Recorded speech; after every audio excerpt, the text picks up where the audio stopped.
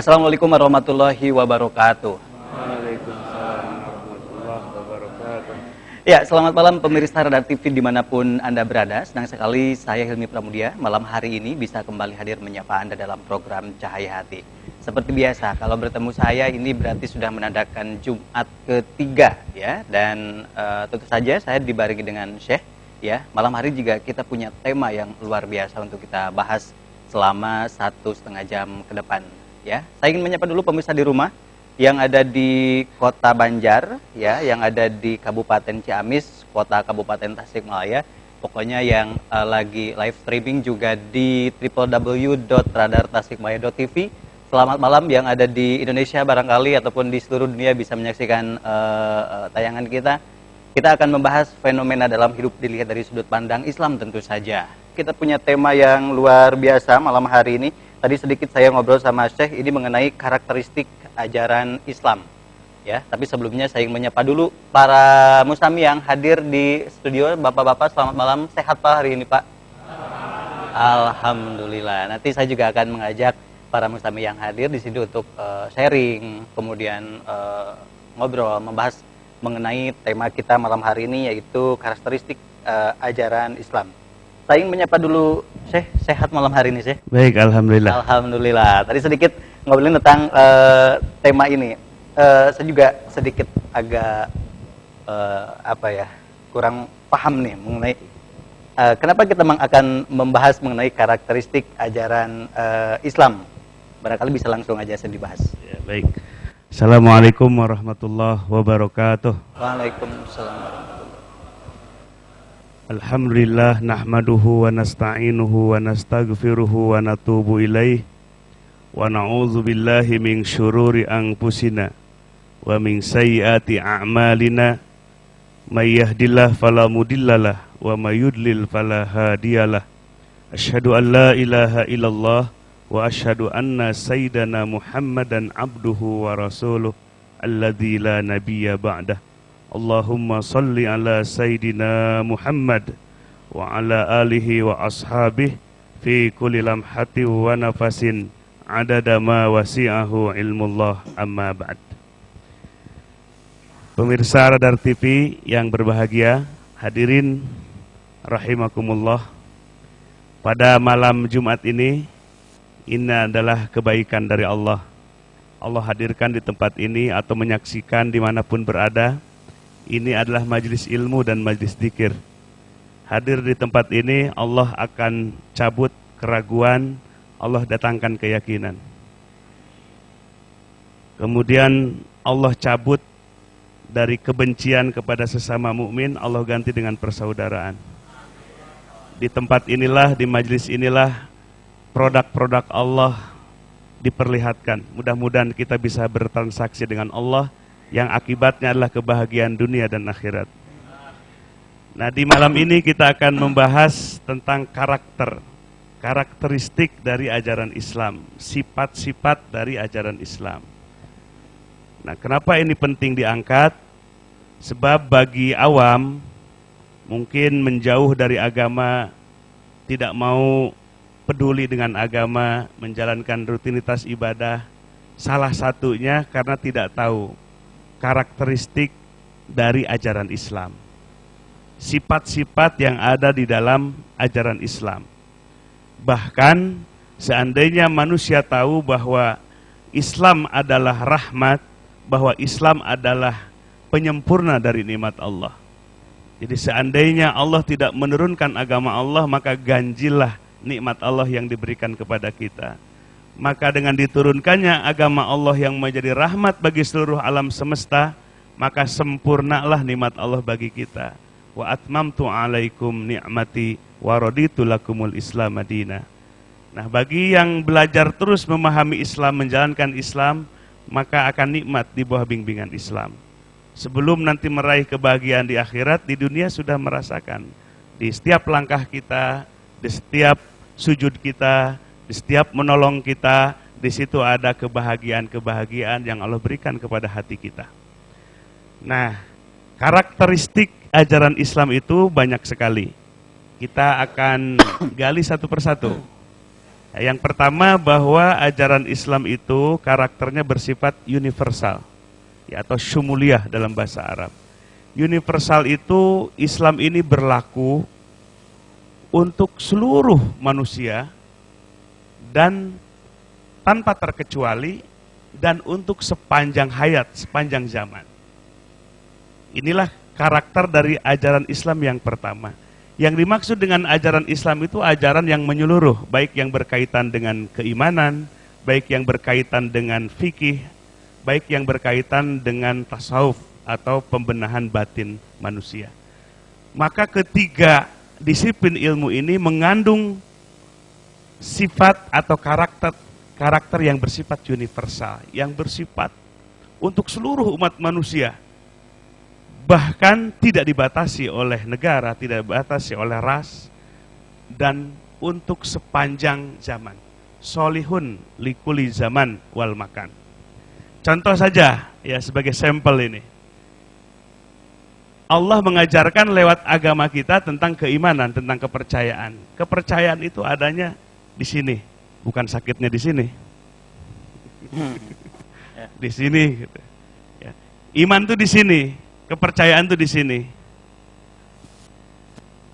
Nah, siapapun juga, manusia yang manapun juga, sepanjang pikiran dan hatinya masih jernih, pasti akan membenarkan nilai-nilai keimanan atau tauhid yang ada dalam ajaran Islam. Contoh misalnya, banyak kelompok-kelompok misalnya yang tidak mengakui adanya Tuhan atau ateis. Tidak mengakui adanya Tuhan. Tetapi kalau kita lihat perilaku mereka sering menyandarkan kepada sesuatu yang di luar kemampuannya. Contoh misalnya, ada orang yang pingin buru-buru dapat jodoh, berarti dia, kenapa? Dia melakukan suatu ritual misalnya, melempar koin lah gitu. Ya, pokoknya macam-macam aja. Diyakini dengan melempar itu atau ritual itu akan mendatangkan jodoh. Mungkin karena jomblo ini. Gak mungkin dah kalau gak jomblo pingin buru-buru dapat jodoh. Berarti dia tidak punya kemampuan untuk buru-buru dapat jodoh. Berarti dia menyerah atas kemampuannya dan meyakini ada di luar dirinya yang mempunyai kekuatan. Tapi salah kaprah. Caranya salah kaprah dengan cara-cara yang salah. Artinya apa? Artinya sebetulnya manusia yang dia tidak percaya kepada Tuhan, sebetulnya dia percaya kepada Tuhan. Dia percaya ada kekuatan yang dahsyat di luar dirinya. Tapi salah jalan kepercayaannya itu. Ada datang ke Gunung Kawi, ada datang ke pohon-pohon besar. Sebetulnya jiwa manusia itu butuh kepercayaan. Dalam diri manusia itu ada rongga yang kosong yang harus diisi dengan kepercayaan. Karena tidak dibimbing oleh ajaran Islam, percayanya kepada yang batil, kepercayaan yang sia-sia. Nah, dalam Islam tadi ada ajaran tentang keimanan. Berarti ajaran tentang keimanan merupakan sesuatu yang universal. Dibutuhkan oleh manusia. Manusia punya kepercayaan. Cuma sayang tadi kepercayaannya salah. Maka Islam hadir, Islam membimbing, menuntun supaya percaya itu kepada yang benar. Percaya kepada Allah, percaya kepada malaikat, dan percaya kepada apa-apa yang ditetapkan oleh Allah. Sehingga batin manusia yang kosong tadi terisi. Ruang yang kosong tadi, yang hampa, terisi dengan kepercayaan, dengan keyakinan yang dahsyat. Kepercayaan kepada Allah sebagai Rob, pencipta, pemelihara, sebagai zat yang penjaga. Nah, ini contoh satu. Jadi dari ajaran Islam yang berkaitan dengan keimanan, dengan akidah, dengan kepercayaan, diajarkan dalam Islam, dan ternyata kepercayaan itu menjadi fitrah, menjadi kebutuhan setiap manusia. Bangsa yang manapun, termasuk tadi yang aku nggak percaya kepada Tuhan. Sebetulnya dia percaya kepada Tuhan. Artinya ada kepercayaan di luar dirinya yang dahsyat. Nah, cuma mereka tidak mendapatkan bimbingan Islam, akhirnya percaya kepada yang batil, kepercayaan yang tidak memberikan kepada kemadaratan dan kemanfaatan. Nah, jadi inilah ajaran yang pertama. Jadi ajaran Islam itu sifatnya, karakternya universal. Jadi berlaku untuk semua manusia, tidak membedakan rasnya, sukunya, bahasa dan yang lain-lainnya, dan berlaku untuk seluruh periode, seluruh generasi sampai hari kiamat nanti. Nah, inilah yang dimaksud dengan karakter yang pertama dari ajaran Islam, bersifat universal atau bersifat syumuliyah.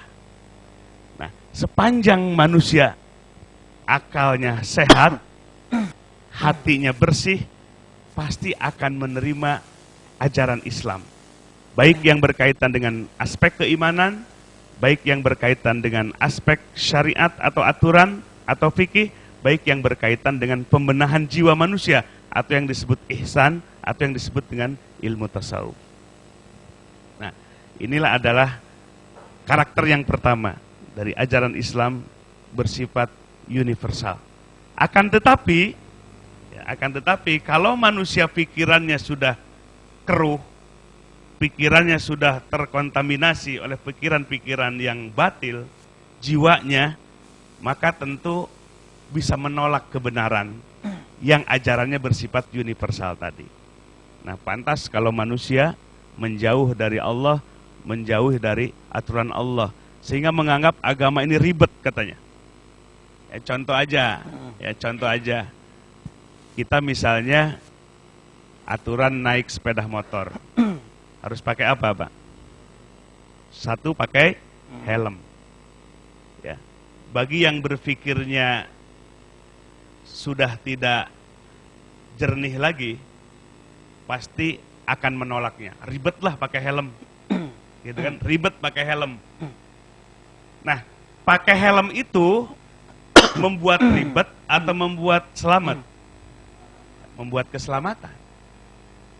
Tapi kalau sudah lihat orang tabrakan, lalu kepalanya pecah, baru dia sadar, baru dia engeh, baru dia mudeng.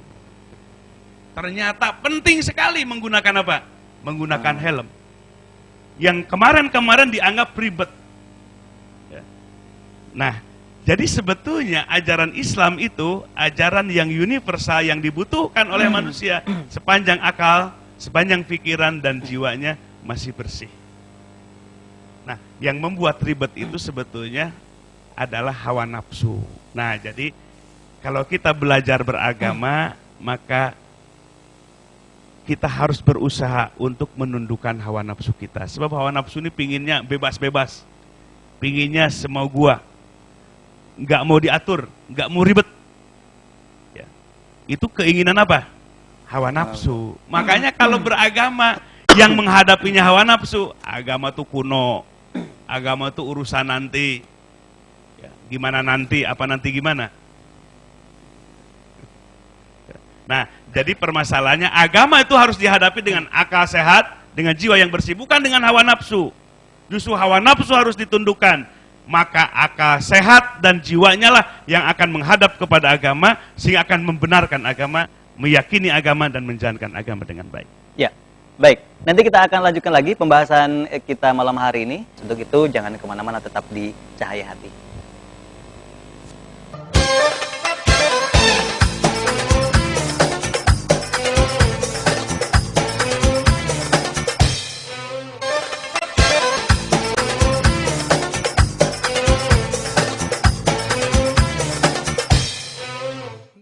Kita kembali lagi Cahaya Hati di membahas tema kita malam hari ini, yaitu karakteristik ajaran Islam. Banyak ini baru para datang nih, nggak tahu dari luar kota atau dari mana, nanti kita sapa. Di studio cukup penuh malam hari ini, nanti juga kita akan berbincang bersama para mustami yang hadir malam hari ini. Kita kembali lagi ke tema kita malam hari ini. Tadi sedikit diceritakan bahwa memang aja karakternya seperti itu, luas, universal. Bisa dilanjutkan lagi.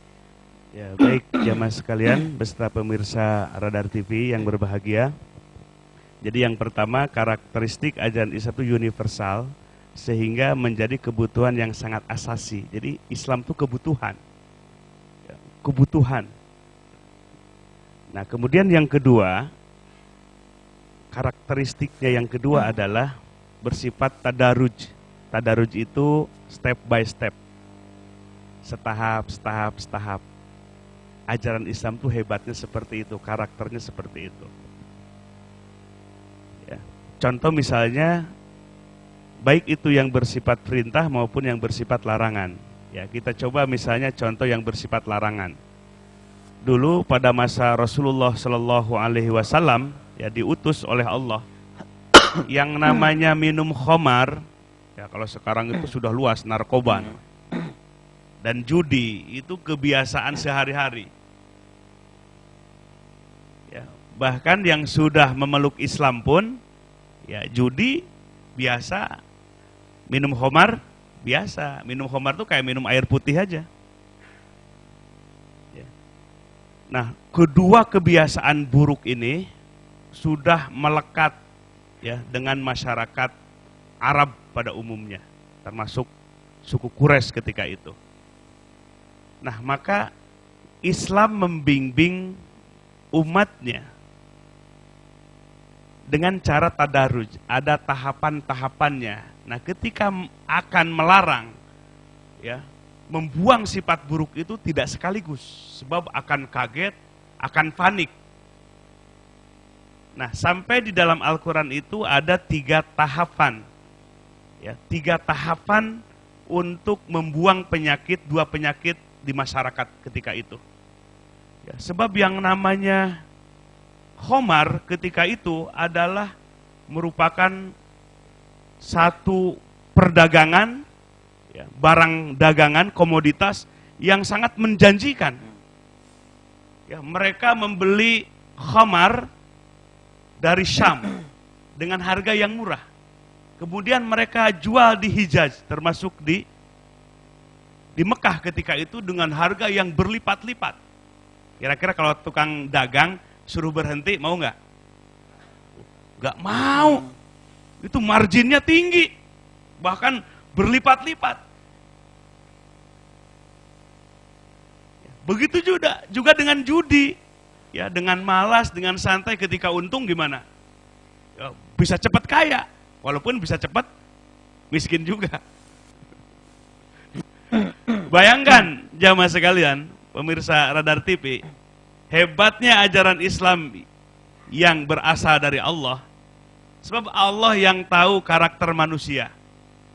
Sehingga ketika akan melarang 2 perbuatan yang buruk ya di masyarakat, maka pertama Allah Subhanahu wa taala lewat Al-Qur'an memberikan perhatian. Ya, yang ayatnya A'udzubillahi minasyaitonirrajim, ya ayyuhalladzina amanu la taqrabus shalah wa antum sukara hatta ta'lamu ma taqulun. Apa artinya? Hai orang-orang yang beriman, la taqrabus shalah, jangan dekat salat, jangan dekati salat sementara engkau dalam keadaan mabuk, sampai engkau mengetahui apa yang kalian ucapkan. Sampai apa? Kalau lagi abok itu, sampai apa? Sampai sadar. Kenapa?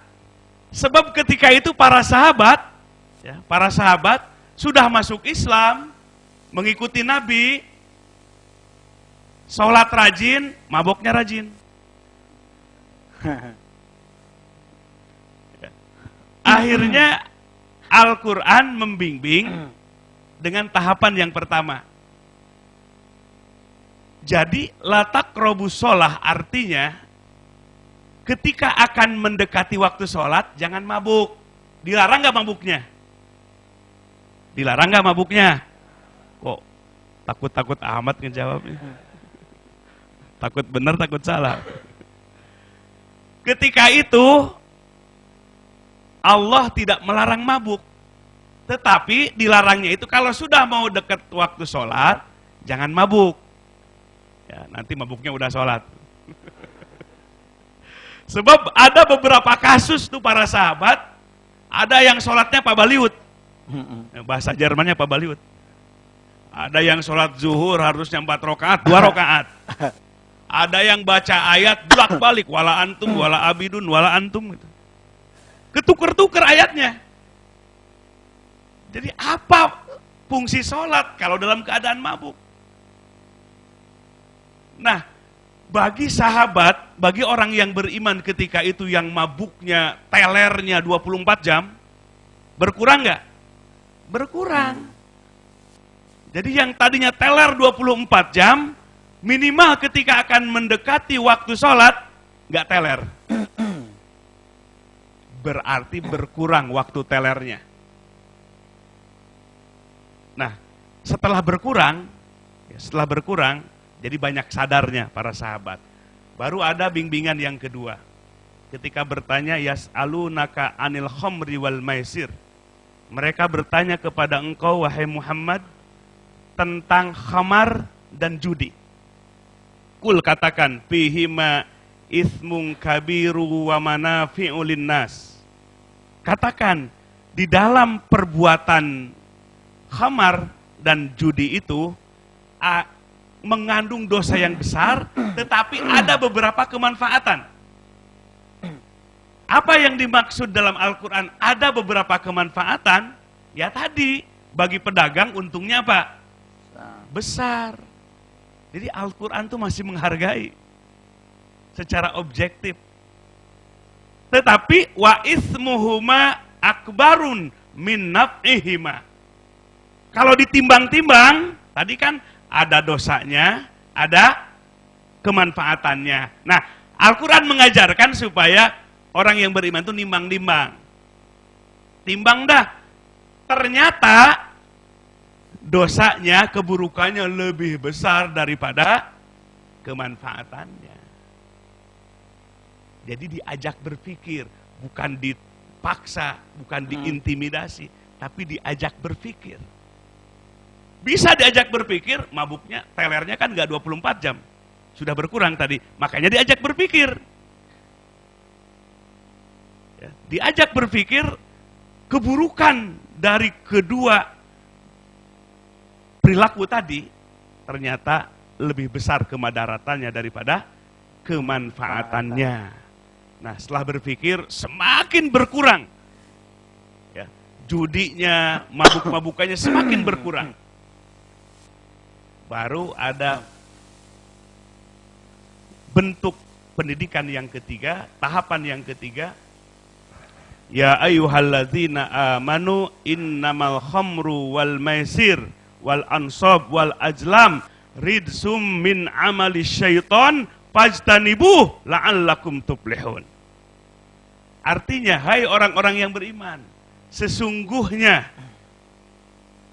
bermabuk-mabukan, meminum khamar, berjudi, kemudian berkorban untuk berhala, dan mengundi nasib dengan anak panah, ridsun min amali syaiton.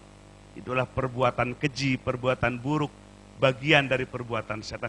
Jauhilah. Nah, baru ada perintah fajtanibu, ada amar. Jauhilah. Jauhilah. Berarti menjadi satu larangan. Ya, perbuatan-perbuatan yang dimaksudkan tadi.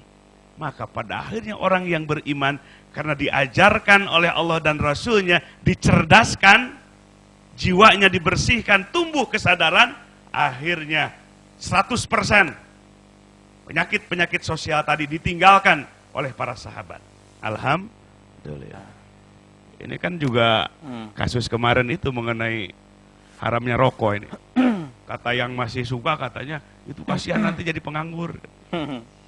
Ya, pabrik rokok tutup nanti ratusan ribu menganggur. Padahal Al-Quran telah memberikan apa? Memberikan penjelasan tadi di termin yang kedua. Madaratnya lebih besar daripada manfaatnya. Ya.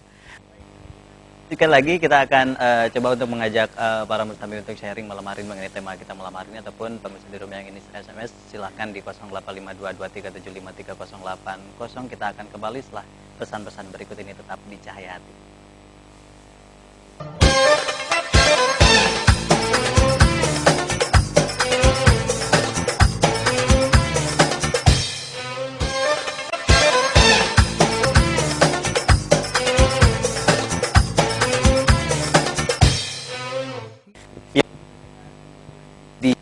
Hati.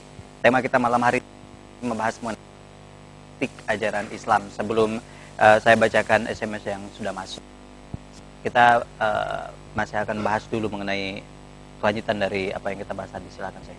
Ya, baik pemirsa Radar TV dan jamaah di studio, kita akan lanjutkan mengenai karakteristik dari ajaran Islam yang selanjutnya adalah logik atau ta'akuli, masuk akal, dan realistis.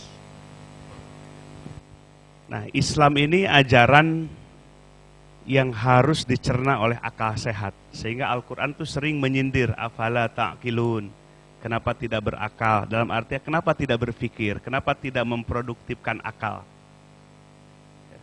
Terlebih-lebih ajaran Islam yang berkaitan dengan aspek syariat, yang berkaitan dengan penegakan hukum, atau dalam fikihnya disebut hudud. Misalnya perbuatan zina, ada perbuatan menuding zina, ada perbuatan mencuri, ya, dan yang lain-lainnya. Tentu harus rasional dan realistis, tidak boleh mengada-ada. Contoh misalnya, kalau orang yang berbuat zina, ya, kemudian memenuhi syarat bahwa yang menjadi saksinya 4, ya, kemudian bisa ditegakkan hukumannya, ya, hukuman rajam misalnya. Nah, itu prinsip harus masuk akal dan realistis, sehingga harus membutuhkan syarat tadi 4 saksi. Maka kalau tidak, maka tidak bisa ditegakkan. Dan itu pun ajaran Islam seperti penegakan hukum itu ketika umat Islam hatinya penuh dengan keimanan, sehingga apapun konsekuensi yang Allah tetapkan dalam hukum-hukumnya diterima dengan penuh kesadaran, tidak dengan paksaan. Maka oleh sebab itu yang dikedepankan itu nilai edukasi, nilai pendidikan terhadap umat, bukan tiba-tiba menegakkan hukum atau dikedepankan menegakkan hukum. Misalnya yang berbuat zina dirajam, dan yang lain-lainnya. Tapi yang dikedepankan dalam ajaran Islam adalah ta'lim, wa yu'allimuhumul kitab wal hikmah. Memberikan nilai-nilai edukasi, memberikan nilai-nilai kesadaran kepada umat. Nah, ini yang diprioritaskan dalam ajaran Islam. Nah, ketika hukuman seperti rajam bagi yang berzina itu ditegakkan, itu harus melalui proses. Supaya apa? Supaya jelas, tidak boleh ada syubhat, tidak boleh ada perkiraan. Dikira-kira saja. Nah, contoh misalnya ini ada ceritanya ini di zaman Sayyidina Umar bin Khattab. Mau dengar ceritanya nggak? Ada yang ngantuk nggak? Dikasih cerita, melek semua nih, insya Allah. Nah, dulu di zaman Umar bin Khattab ketika beliau menjadi Amirul Mukminin, menjadi khalifah, ya, ada 4 orang yang mengaku sebagai saksi, kemudian menghadirkan orang yang dituding sebagai telah melakukan perbuatan zina.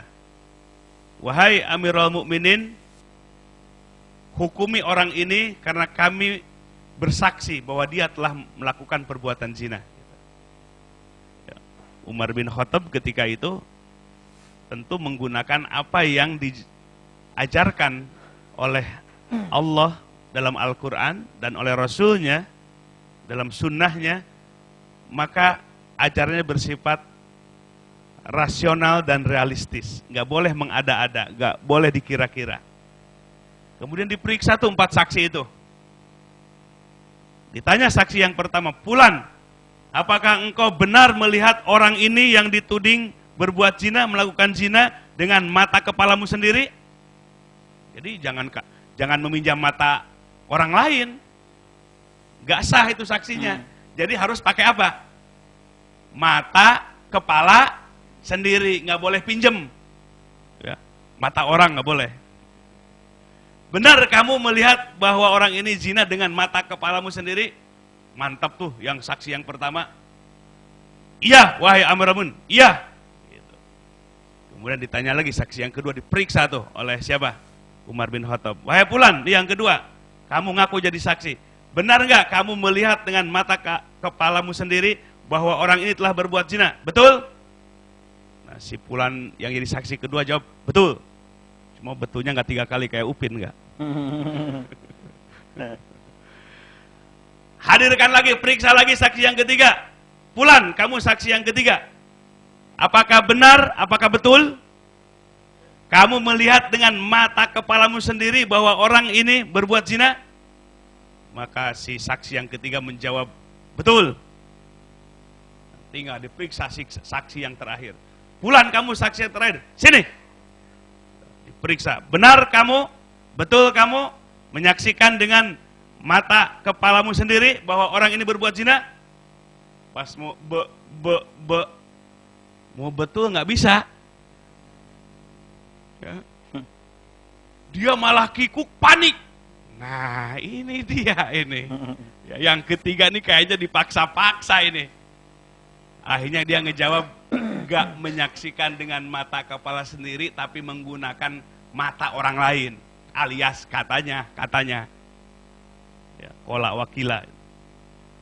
Akhirnya yang dihukum bukan yang dituding zina, tapi yang apa?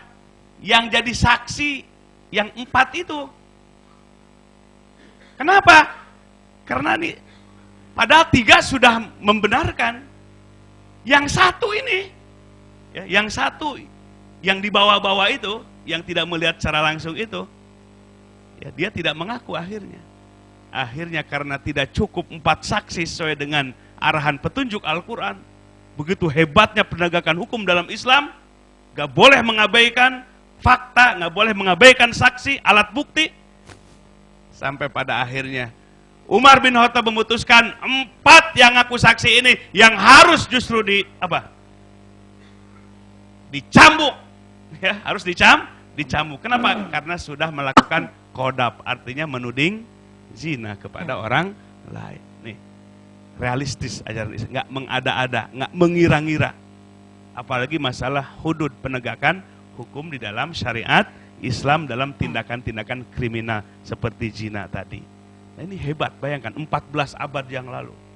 Karena wahyu datang dari Allah. Ya, penegakan hukum begitu jelas, begitu realistis. Gak boleh mengada-ada, gak boleh mengira-ngira, sebab orang akan dihukumi.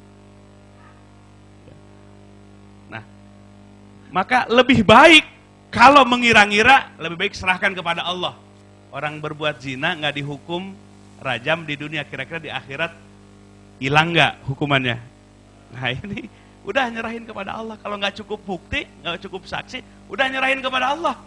Nanti kalau benar, Allah yang akan menghukumi di akhirat. Nah, hebatnya ajaran Islam. Jadi rasional atau ta'akuli dan realistis. Nah, inilah hebatnya ajaran Islam, ajaran yang mulia, benar-benar ya, prinsip-prinsip atau karakteristiknya itu begitu mulia. Baik, kita akan coba bacakan SMS yang sudah masuk di 085223753080. Silakan untuk pemirsa di rumah juga yang ingin berpartisipasi bersama kita masih bisa mengirimkan SMS-nya. Ini saya bacakan dulu SMS yang dari Kang Irfan di Manonjaya. Walaupun pertanyaannya ini tidak sesuai dengan tema kita, tapi ini perlu dibahas, yaitu dia ingin mengetahui bagaimana masalah ruqyah menurut pandangan Islam. Syekh, tadi sempat kita bahas juga nih. Masalah ruqyah menurut pandangan Islam itu bagaimana? Mohon penjelasannya sejelas mungkin.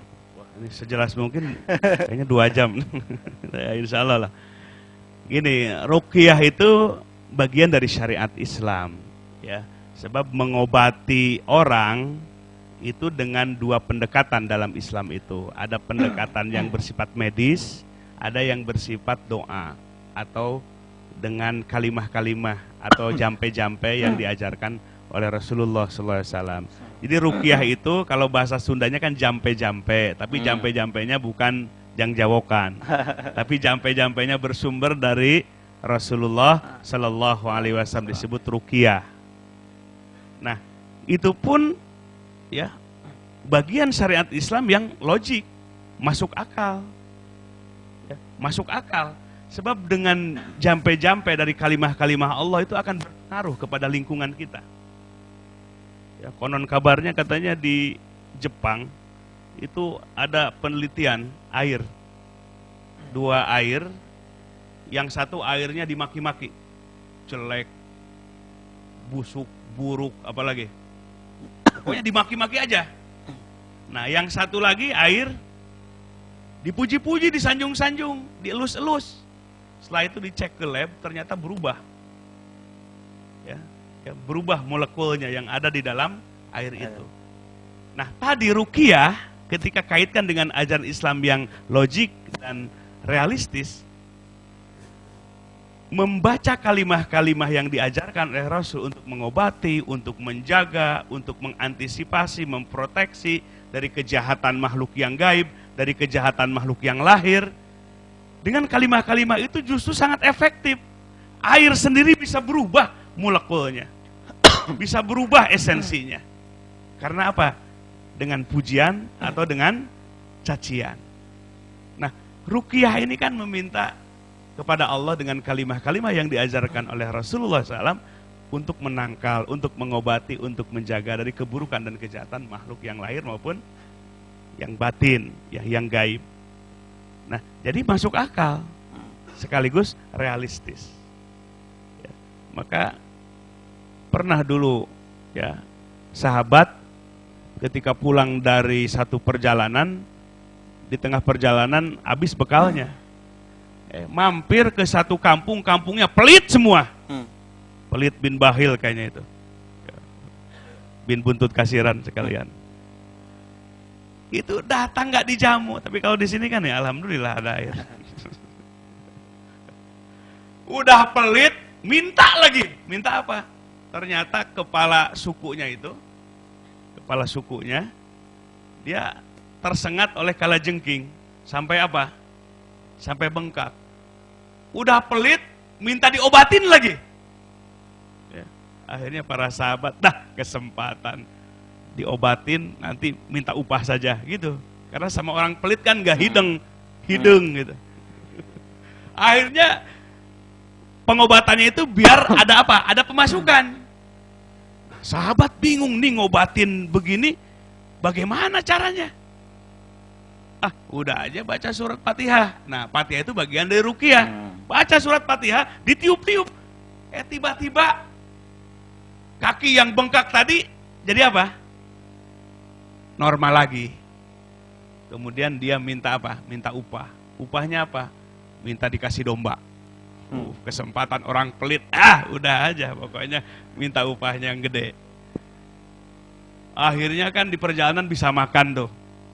Tapi perasaannya was-was. Jangan-jangan membaca Fatihah buat ngejampe salah, sebab belum pernah diajarkan oleh Nabi. Kedua juga baca Fatihah, kok minta apa? Minta upah lagi. Jadi perasaan nih takut sekali, was-was. Ada 2 tindakan yang belum diajarkan oleh Nabi, jangan-jangan salah. Kalau kita kadang-kadang udah tahu salah, asa bener aja. Beda sedikit dengan sahabat. Akhirnya pulang ke Madinah, yang dicari Nabi. Takut salah tuh, kalau bener salah mau tobat gitu. Diceritakan kepada Nabi, senyum, langsung membenarkan 2 perbuatan tadi. Menjampe, meruqyah dengan Fatihah dibenarkan, kemudian minta upah pun dibenarkan. Alhamdulillah. Amalkan pulang. Jadi kalau ada yang minta setelah memberikan suatu kebaikan itu boleh itu ya? Boleh mengambil ujrohnya. Oke. Kan gini, itu nggak mengganggu keikhlasan. Jadi kalau kita misalnya ceramah, tiba-tiba kita nggak berharap apa-apa. Pokoknya pingin mendakwahkan Islam, pulang dikasih 1 miliar. Itu nggak membuat jadi pahalanya berkurang ya? Bahkan jadi pahala dapat dari Allah 1 miliar, dapat juga. Gitu. Ya. Ini masalah jampe-jampenya juga harus yang jelas ya, Syekh? Harus jelas tentu, ya jelas apa yang diajarkan oleh Rasulullah SAW.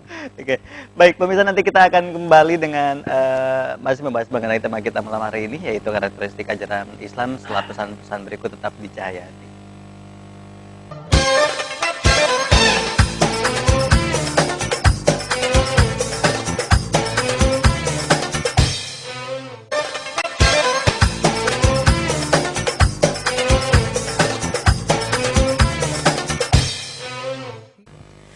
Ya, pemirsa, kita kembali lagi di Cahaya Hati. Seperti saya ingin mengajak para musafir hadir malam hari ini untuk tanya langsung mengenai tema kita malam hari ini atau yang ditanyakan. Ayo Pak, silahkan yang ingin bertanya dulu. Yang pertama Pak, lumayan masuk TV Pak, silahkan.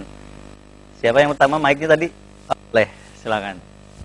Ya, terima kasih waktu yang diberikan kepada saya. Assalamualaikum, Syekh Akbar.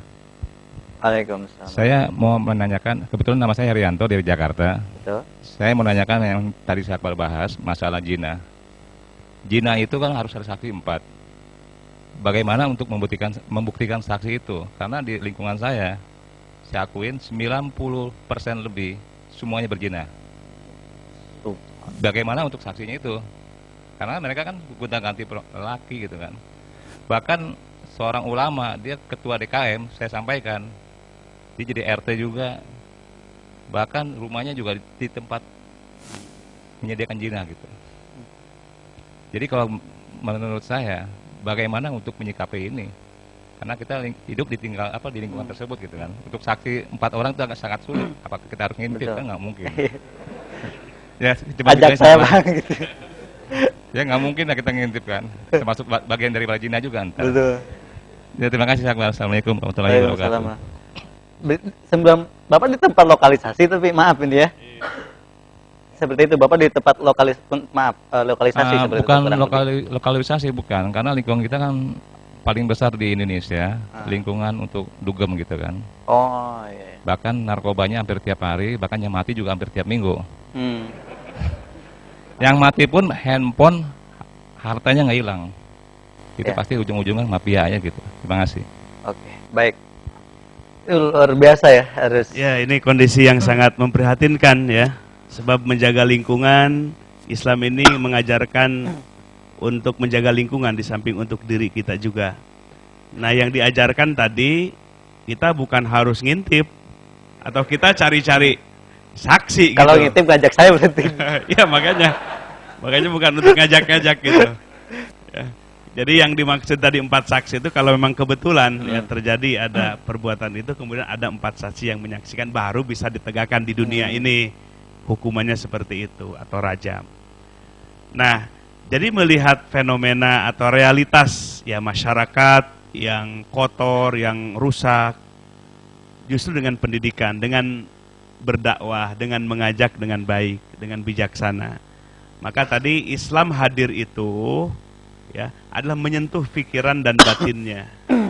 Wa yuzakihim, bagaimana supaya jiwa manusia itu dibersihkan. Jadi bukan kepada penegakan hukumnya terlebih dahulu, tapi yang menjadi prioritas ya bagi masyarakat kita adalah bagaimana kita untuk meningkatkan nilai-nilai edukasi, nilai-nilai pendidikan, mengajak dengan cara yang bijaksana. Ya, inilah yang harus dikedepankan sebagai prioritas. Ya. Nah, kalau kita tidak bisa, ya tentu Allah tidak akan memerintahkan di luar kemampuan kita. Ya, di luar kemampuan. Bahkan apabila kita malah takut terbawa dengan kondisi lingkungan yang rusak seperti itu, ya kita harus pindah. Ya, mencari tempat yang kondusif. Ya, mencari tempat yang kondusif. Nah, ini satu ya pekerjaan yang banyak. Inilah ujian dalam kehidupan ya, karena memang dunia ini tempatnya yang mukmin, tempatnya yang kafir, tempatnya yang taat, tempatnya yang maksiat. Ya, sebab kehidupan dunia ini Allah ciptakan berpasang-pasangan untuk menguji manusia. Apakah kita mampu terus mengikuti petunjuk Allah atau malah terjebak dan tersesat dari jalan Allah, na'udzubillah.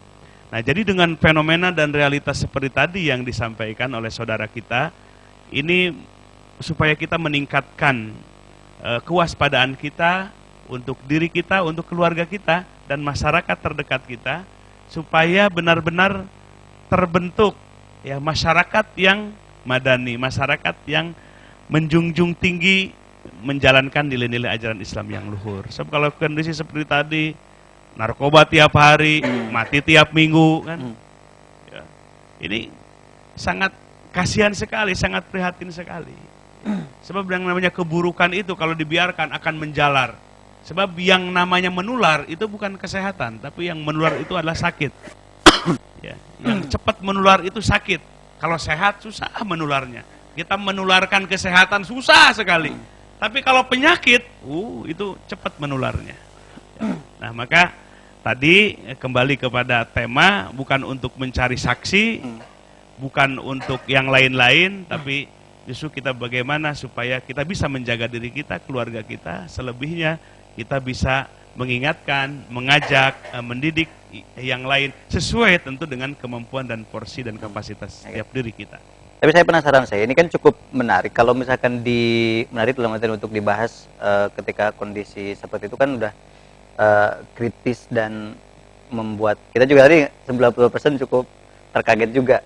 Nah, bagaimana kalau misalkan tadi Kak, kalau misalkan sudah tidak mampu untuk apalagi yang berjuang sendiri misalkan. Nah, kalau misalkan tetap ingin di situ sedikit dilakuin tuh apa kira-kira? Karena kan ingin menjadi dalam itu sah, walaupun Kang itu mungkin kuat, tidak terbawa dalam, tapi kan tetap harus ada masa tetap dibiarkan atau masa terus seperti ini. Nah, untuk sendiri berjuangnya seperti apa berarti harus? Ya, jadi tadi kalau kita mampu memproteksi diri, kita tidak ikut-ikutan, kita tidak terjerumus dengan lingkungan tadi yang gelap, zona gelap tadi, ya kita eksis di situ dengan segala kemampuan dan kita berkoordinasi ya dengan orang yang kompeten, dengan cara-cara yang strategis ya untuk mengikis sedikit demi sedikit. Tadi juga bahwa Islam itu karakternya adalah step by step gitu. Jadi selangkah demi selangkah dan nggak ada target bahwa itu harus hilang. Ya. Allah tidak mentargetkan itu karena tetap kembali kepada kemampuan kita. Yang penting kita punya keinginan, punya usaha yang kuat ya untuk menyelamatkan diri sekaligus untuk menyelamatkan lingkungan kita yang rusak tadi. Oke, baik. Mudah-mudahan nanti kebayang dengan kondisi seperti itu di Jakarta. Ada lagi silakan yang mau bertanya, Pak. Bismillahirrahmanirrahim. Assalamualaikum warahmatullahi wabarakatuh. Waalaikumsalam warahmatullahi wabarakatuh. Saya pengen nanya nama saya Hudori dari Tuban, Jawa Timur. Iya. Apa ya? Saya mau nanya ada seorang yang pernah melakukan zina. Nah, habis itu dia itu menyesal dengan perbuatannya. Terus dia tuh bertobat benar-benar ke Allah. Apakah orang itu dapat ampunan sama Allah? Terima kasih. Assalamualaikum warahmatullahi wabarakatuh. Waalaikumsalam warahmatullahi wabarakatuh. Pertanyaan standar tapi itu bagus.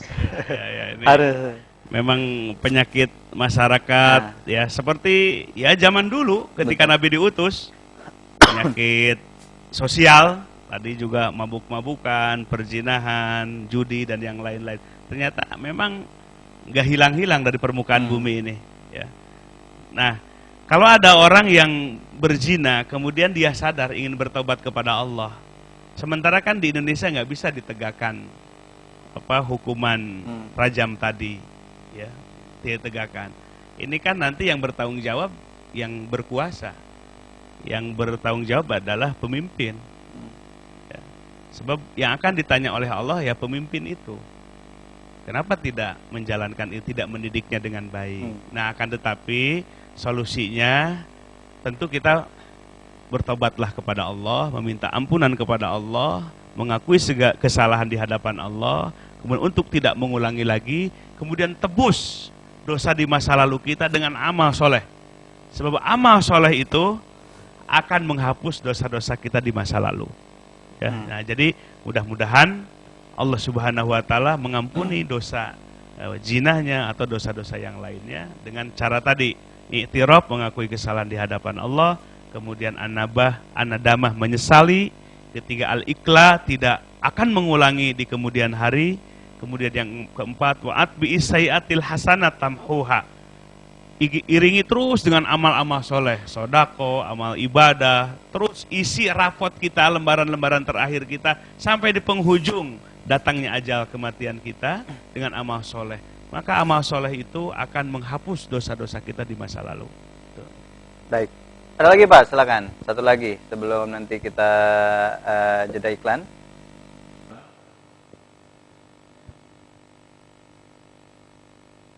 Sayang.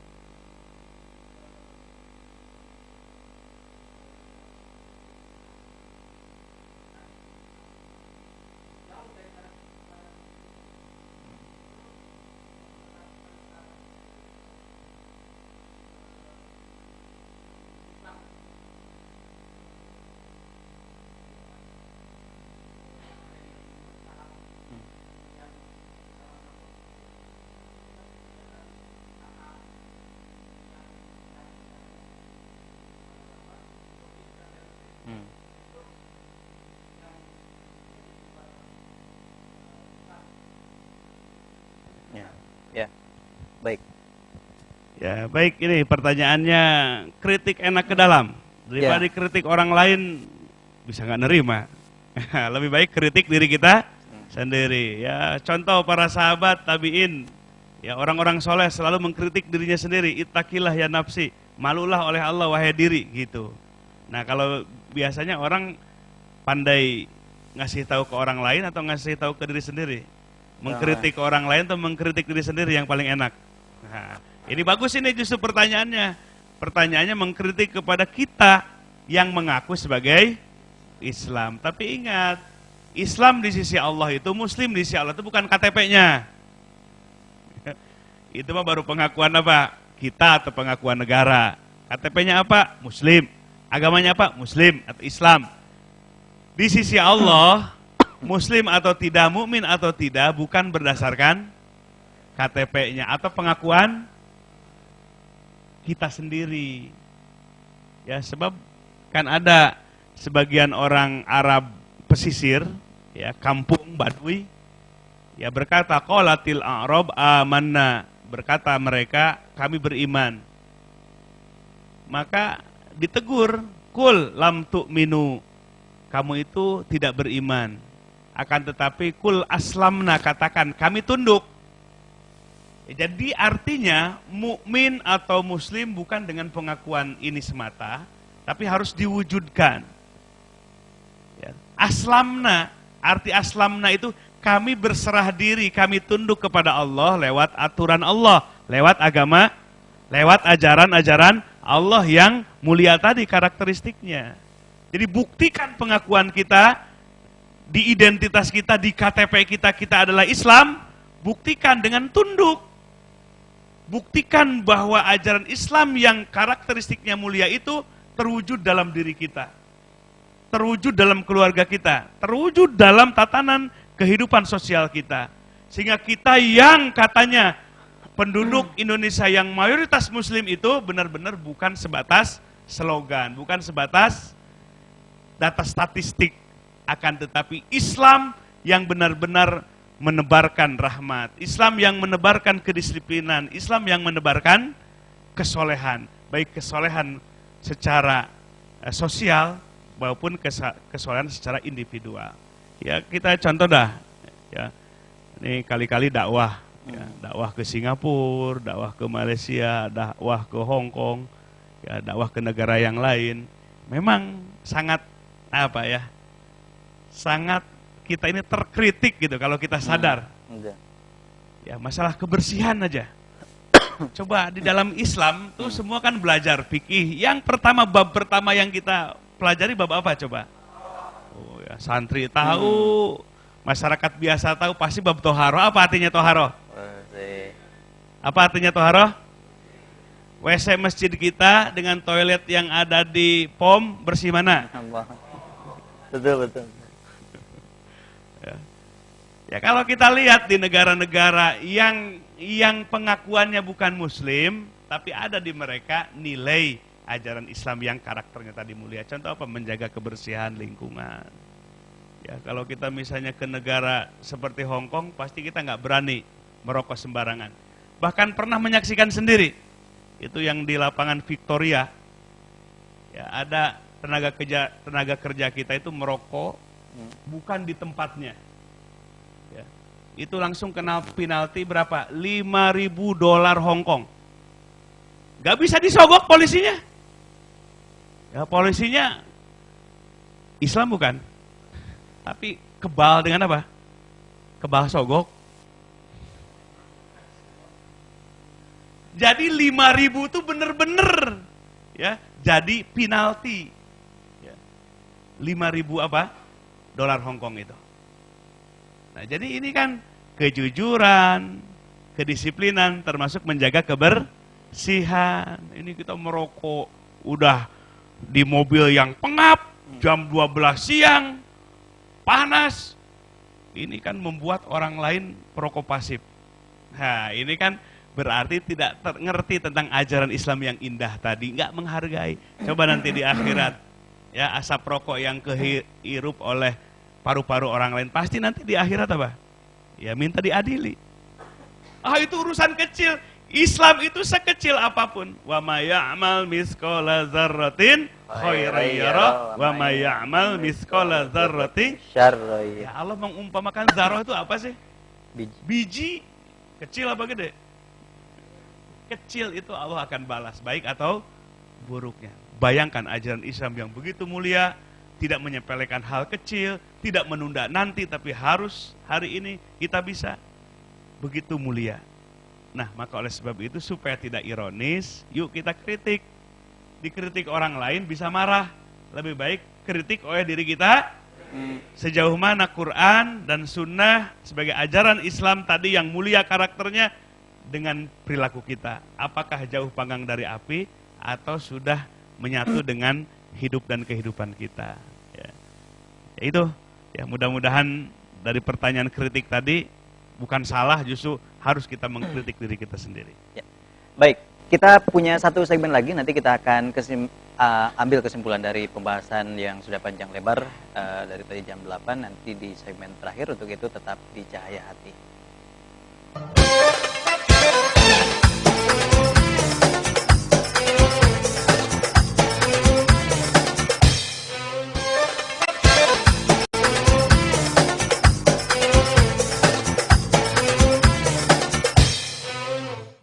Ya pemirsa, kita kembali lagi di Cahaya Hati dan ini sudah di segmen terakhir. Berarti kita nanti akan mengambil kesimpulan dari pembahasan yang cukup panjang lebar. Dan seperti biasa kita nanti akan berdoa untuk kita semua yang hadir di kesempatan malam hari ini. Silakan Syekh. Ya, pemirsa Radar TV beserta jamaah yang ada di studio, bahwa ajaran Islam yang mulia dengan karakteristiknya tadi, walaupun masih banyak ini karakteristik dari ajaran Islam, tapi nggak cukup di episode ini. Mudah-mudahan Allah pertemukan di episode berikutnya. Nah, yang patut kita dijadikan sebagai catatan kita supaya ngajinya nggak barho ini. Tahu ngaji barho nggak? Ntar pulang dari studio poho. Nah, supaya masuk ke dalam pikiran dan hati perlu ada catatan, ya, kesimpulan-kesimpulan. Bahwa ajaran Islam diturunkan oleh Allah bukan untuk nyusahin. Allah menegaskan, wa ma ja'ala 'alaikum fid-dini min haraj. Dia Allah tidak menjadikan agama buat kalian supaya sempit, tapi untuk mengatur. Ya. Bahkan dalam hadis Rasul menyatakan, inna dina yusr, sesungguhnya agama itu kemudahan. Jadi agama itu memberikan kemudahan hidup, karena dengan aturan kan jadi mudah. Contoh saja, ketika tidak ngantri di lampu merah, nggak ngantri, main terobos nggak ngantri, apa yang akan terjadi? Macet, kecelakaan. Jadi dengan aturan diatur, maka jadi tertib, jadi mudah kan berkendaraan. Begitulah contoh.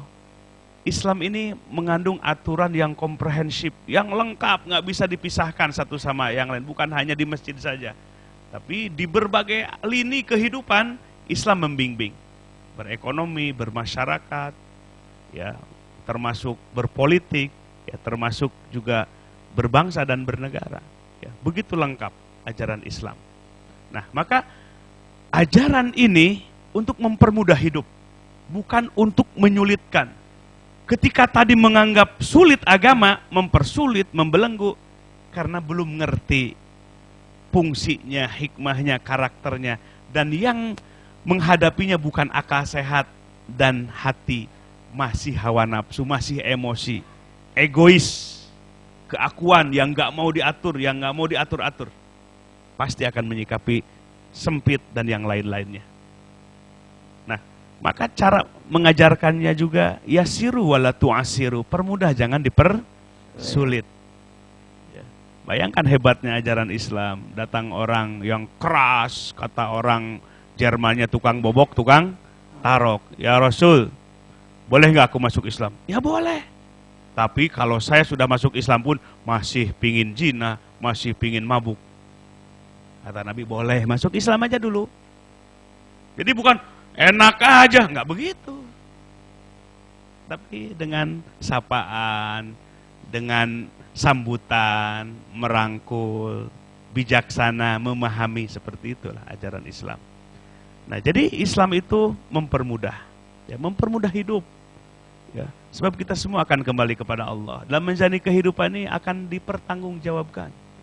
Kullu nafsin bima kasabat rohina. Setiap diri apapun yang telah kita perbuatkan, satu kata saja yang keluar dari mulut kita, itu semua akan dipertanggungjawabkan. Malaikat Raqib dan Atid akan selalu mencatat amal-amal kita. Begitulah yang harus kita jadikan catatan oleh kita. Nah, maka supaya kita mendapatkan kemuliaan di balik ajaran Islam yang karakteristiknya mulia tadi, yang masih banyak yang harus kita gali, ya, kemudian kita rasakan, sehingga kita akan nikmat, akan nyaman di bawah bimbingan Islam. Rasul menyatakan wajada halawatal iman, akan menemukan manisnya iman. Ya. Ternyata ajaran Islam itu ajaran yang sangat asasi, kebutuhan. Bayangkan, makan butuh tidak? Gimana kalau nggak makan? Nah, ajaran Islam itu kebutuhan. Kalau kita nggak menjalankan Islam, terjadi kecelakaan, terjadi tindakan-tindakan radikal, tindakan-tindakan anarkis dan yang lain-lainnya. Nah, jadi Islam ini benar-benar ajaran fitrah. Bahkan manusia diciptakan oleh Allah di atas agama ini. Fitratallahi allati fataran nasa 'alaiha. Allah ciptakan manusia di atas fitrah agama. Jadi agama dan manusia itu semestinya harmonis. Ya, ibarat baut dengan murnya. Jadi agama ini adalah kebutuhan kita yang sangat fitrah, yang sangat asasi. Nah, maka insya Allah dari satu majelis ilmu ke majelis ilmu, dari majelis dzikir ke majelis dzikir seperti ini, insya Allah Allah akan datangkan rahmat, Allah akan berikan ilmu sehingga tambah luas pikiran kita, jiwa kita tambah bahagia, jiwa kita tambah leluasa. Allah berikan kemudahan, Allah berikan keringanan, Allah berikan jalan-jalan dalam menjalani kehidupan ini. Dari problem-problem Allah berikan solusinya. Nah, maka oleh sebab itu kita harus memulai mempelajari, mengamalkan Islam dari atas kesadaran kita, ya, dari kesadaran hati yang paling dalam. Allah memberikan kesempatan kepada kita hidup di muka bumi, sempurnakan nikmat dengan petunjuknya agama Islam yang mulia. Kita ikuti jalan yang lurus itu. Awalnya pahit untuk memulainya, tapi langkah 1 kali, 2 kali, Allah akan berikan kesadaran. Nanti kita tidak akan mau keluar dari jalan Allah. Kita tidak akan mau lepas jauh dari Allah. Kalau kita sudah merasakan betapa hebatnya Allah, betapa sempurnanya Allah, betapa ruginya manusia yang mau jauh dari Allah. Nah, mudah-mudahan kita akan terus disinari hati dan pikiran kita oleh nur, oleh cahaya, oleh petunjuk Allah Subhanahu wa ta'ala. Yuk, mari kita munajat kepada Allah, berdoa kepada Allah. Mudah-mudahan ilmu yang telah diberikan Allah teguhkan, Allah berikan kemampuan untuk menghayati dan mengamalkannya. Allahumma sholli ala sayyidina wa habibina wa syafi'ina wa maulana Muhammad wa sallim wa radiyallahu tabaraka wa ta'ala an kulli sahabati rasulillahi ajma'in. Rabbana la taj'alna fitnatan lil ladzina kafaru waghfir lana rabbana innaka antal azizul hakim. Ya Rabb, ampuni segala kesalahan kami. Ya Rabb, ampuni segala kezoliman kami. Ya Rabb, ampuni dari segala kemaksiatan kami. Karena menjauhi dari agamamu, menjauhi dari ajaran-ajaranmu. Maka di majlis yang mulia ini, ampuni segala kesalahan kami. Ampuni segala dosa-dosa kami semenjak kami balik sampai malam ini. Karena saking banyaknya dosa yang kami lakukan, dengan kemuliaan majlis ini, Engkau ampuni seluruh dosa kami tanpa terkecuali. Kami bangkit dari majelis ini, keluar dari majelis ini, Engkau tidak sisakan dosa kami. Engkau jadikan kami seperti ketika baru terlahir ke muka bumi dalam keadaan fitrah. Allahumma ja'alna hadina mahdiin, ghairul dhalin wala mudillin, barun rahimun jawadun karim. Allahumma ftah lana waladaina butuhal anbiya wal auliya bijudika wa karamika ya arhamar rahimin. Rabbana hablana min azwajina wa dhurriyyatina qurrata a'yun waj'alna lil muttaqina imama. Rabbana atina fid dunya hasanah wa fil akhirati hasanah wa qina azabannar. Ya Rabb, mumpung Engkau masih memberikan kesempatan hidup bagi kami, bimbing kami untuk mengisi lembaran-lembaran terakhir kami sampai ajal menjemput kami. Ya Rabb, jadikan kematian kami kematian husnul khotimah. Jaga dan pelihara iman kami ya Rabb. Bimbing kami ketika saat ruh keluar dari jasad kami, dan satu saat kami kembali ke akhirat-Mu. Berikan karunia akhirat kepada kami, berikan hasanat akhirat kepada kami, berikan surga dan ridho-Mu kepada kami dan keluarga-keluarga kami. Tutup rapat-rapat pintu neraka bagi kami dan keluarga kami. Subhana rabbika rabbil izzati amma yasifun, wassalamun alal mursalin, walhamdulillahi rabbil alamin. Ya, baik pemirsa, demikian Cahayati episode malam hari ini. Mudah-mudahan apa yang kita bahas memberikan pengetahuan dan saja kita menjadi terlahir lagi menjadi manusia yang lebih baik lagi.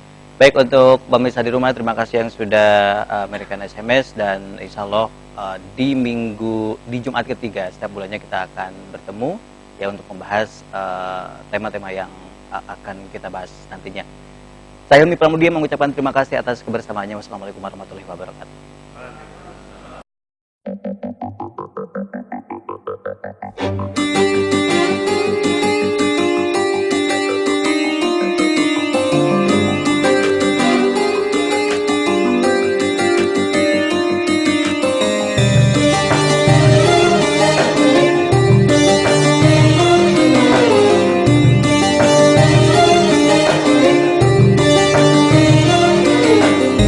بذكر الله جل في علاه نحيا بنور رضاه، نحيا بنور رضاه. في ذكر الله نستقي هداه، لقلب يحلو ثناه، لقلب يحلو ثناه.